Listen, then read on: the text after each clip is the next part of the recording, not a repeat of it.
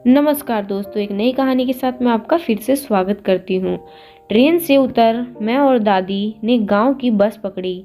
बस भी गांव के अंदर तक कहाँ जाती थी। सरकारी योजना के तहत बनी पक्की सड़क ने हम दोनों को करीब गांव से 6 किलोमीटर की दूरी पर उतार दिया।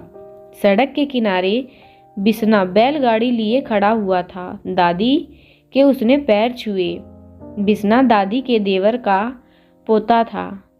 बैलगाड़ी में बैठकर दादी मुझसे बोली, हमारी बैग से चादर निकाल दो, सफेद वाली। उन्होंने चादर सिर पर ओढ़ ली। बैलगाड़ी कच्चे पक्के रास्ते से हिचकोले खाते गांव की तरफ चल पड़ी। दादी अपलक उन रास्तों को देखती रही। उनकी यादें जैसे आज को जोड़ रही थी। 2 दिन हुए थे। मैंने अपनी कंपनी से आते ही दादी को सूचना दे दी। दादी, चलो आपको आपके गांव घुमा लाते हैं। मेरी 4 दिन की छुट्टी की स्वीकृति हो गई है। खुशी से दादी का चेहरा भर गया।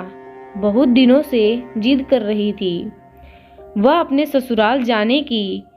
मैंने मजाक में कहा, दादी, लड़कियां तो मायके की याद करती हैं, आप ससुराल याद करती हो। बिटिया, मायका तो ऐसा कि हमें भाई का सहारा रहा। 14 साल के ब्याह के ससुराल आ गए। 20 साल तुम्हारे दादाजी के साथ ही वहीं रहे। उनकी यादें बसी हैं वहाँ। तुम्हारे पापा बस 10 बरस के रहे होंगे तब। तुम्हारे दादाजी को एक रोज ताप चढ़ा, हकीम जी को दिखाया, 2 दिन दवा ली होगी, कोई आराम नहीं आया।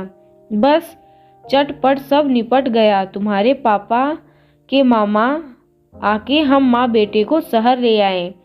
मैंने जब से होश संभाला हमेशा दादी को सफेद कलफ की साड़ी, माथे पर चंदन का गोला, टीका, हाथ में बंधी घड़ी इसी रूप में ही देखा। इकहरा बदन, गोरा रंग चेहरे पर तेज दिखाई पड़ता। जीवन का संघर्ष व्यक्ति को ताप कर कांच बना देता है। भाई ने उन्हें प्राइवेट पढ़ाया। प्राइमरी स्कूल में शिक्षक की नौकरी मिली। अब दादी रिटायर हैं। पापा कॉलेज में प्रोफेसर हैं। मम्मी गृहिणी हैं। मेरा छोटा भाई इंटर कॉलेज में पढ़ता है। 80 बरस की दादी कई दिनों से गांव जाने की रट लगाए हैं। पापा के पास समय नहीं। मम्मी छोटे भाई की पढ़ाई के कारण कुछ खुद की अस्वस्थता के कारण भी असमर्थ हैं। गांव के रास्ते में पड़ती अमराई, पोखरे में सिंघाड़े तोड़ते हुए बच्चे, कुएं से पानी भरती औरतें दादी ने अपनी आंखों में जैसे भर लेना चाहती थी। बड़े दिनों की प्यासी आंखें तृप्त होना चाहती थी। 35 की उम्र में गांव छोड़ा, 80 की उम्र में बहुत बदल गया था। दादी से बड़ी उम्र के अधिकतर लोग दुनिया छोड़कर जा चुके थे। छोटे बच्चे बूढ़े हो गए थे। बैलगाड़ी घर के सामने आकर रुकी। दादी ने लंबा सा घूंघट खींच लिया। मैं हंसी, बोली, दादी, तुमसे बड़े तो यहाँ कोई है ही नहीं।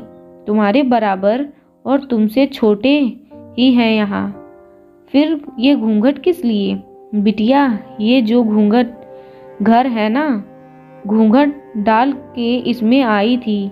जब तेरे पापा को लेकर निकली तब भी घूंघट था। ये घर, ये गांव मुझसे बड़ा है। बस इसी के आदर सम्मान में मैंने सिर पर चादर डाली है। दोस्तों, आपको ये कहानी कैसी लगी? अगर आपको कहानी पसंद आई हो तो चैनल को सब्सक्राइब करना ना भूलें। पूरा वीडियो देखने के लिए आपका बहुत बहुत धन्यवाद।